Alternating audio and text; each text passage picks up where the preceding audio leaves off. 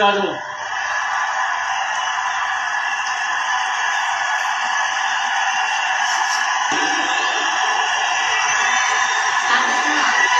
కొణిదెల పవన్ కళ్యాణ్ అనే నేను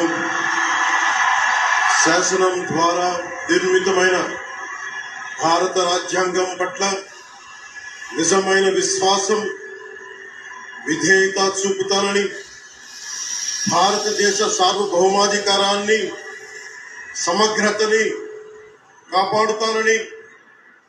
ఆంధ్రప్రదేశ్ రాష్ట్ర మంత్రిగా నా కర్తవ్యాలను శ్రద్ధతో అంతఃకరణ శుద్ధితో నిర్వహిస్తానని, భయం గాని